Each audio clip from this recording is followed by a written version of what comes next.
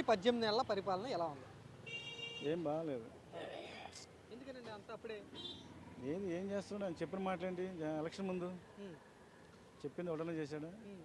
ఒకవేళ చేసిన అరాకొర చేయడం తప్ప ఏం లేదు. అదేమంటే ఖజానా ఖాళీ అన్నాడు. హ్మ్. ఖజానా ఖాళీ అన్నప్పుడు నీకు ముందే తెలుసుగా హ్మ్.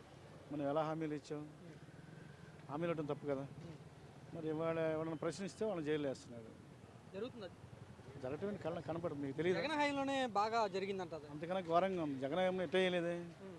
ఇప్పుడు ప్రశ్నించడం జగన్ వేయలేదే. హ్మ్. అంటే ఇది ప్రజాస్వామ్యమో లేకపోతే ఇంకేమన్నా జరుగుతుంది ఇక్కడ హ్మ్. కట్టా ఇది మీరు చెప్పండి. మాది మంచి ప్రభుత్వం అంటున్నారు. మీరేమో అట్లా కేసులు పెడతానంటున్నారేంటి? వాస్తవం ఏంటి అసలు? మీకు తెలియదా కేసులు పెట్టేది లేదు. హ్మ్. ప్రశ్నిస్తే చంద్రబాబు నాయుడు ఇది చేసాడు, ఆయన ఇది చేశాడు, లోకేష్ ఇది చేశాడు, ఇది తప్పు అని చెప్తే జైలు వేయటమే తప్పుని చెప్తే అంతే కదా. అదే ప్రభుత్వం. ఇంకా ప్రభుత్వం ఏమీ లేదు.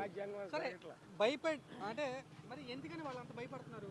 కేసులు పెట్టి అంత ప్రశ్నిస్తే ఎవరు భయపడుతున్నారు? కూటమి వాళ్ళు.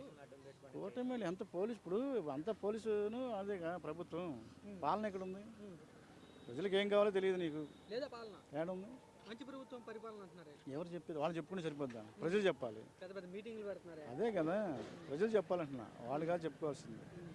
ప్రజలు చెప్తే మాది మంచి పాలన. ఇప్పుడు జగన్ గారి కోసం మరి ఇంత అభిమానంగా ఎందుకు వస్తున్నారు జనాలు? మంచిగా చేయమంటే కదా. కాదంటే వీళ్ళందరూ పోగేసుకొస్తా వస్తున్నారు. సరే మేము వచ్చాం, మాకు ఎవరు రూపాయి ఇవ్వాలి డబ్బులు, మా సొంతంగా వచ్చాం, అభిమానంతో వచ్చాం. అదే విషయం. ఓటమి ప్రభుత్వం ఏమీ చేయట్లేదు. జగన్ మీద ఇప్పుడు 5 లక్షల పెన్షన్లు తీసాడు వచ్చాక. అంతకుముందు మరి జగన్ గారు ఇచ్చిన ఎందుకు కంటిన్యూ చేయట్లే? ఫీజు రియంబర్స్మెంట్ లేదు. విద్యార్థులు చాలా ఇబ్బంది పడుతున్నారు, సర్టిఫికేట్లు ఇవ్వట్లా. కొంతమంది మెడికల్ కాలేజీ ప్రైవేట్ పరం చేస్తున్నారు, చేయొద్దని చేస్తున్నారు, కానీ ఇంట్లో అంటే నీకు అధికారం ఉందని చెప్పి నీ ఇష్టం వచ్చినట్టు చేసుకున్నాను. చాలా లోపాలు చెప్పారే. లోపాలు ఏంటి? ఇంకా చాలా ఉన్నాయి చెప్పాల్సినవి.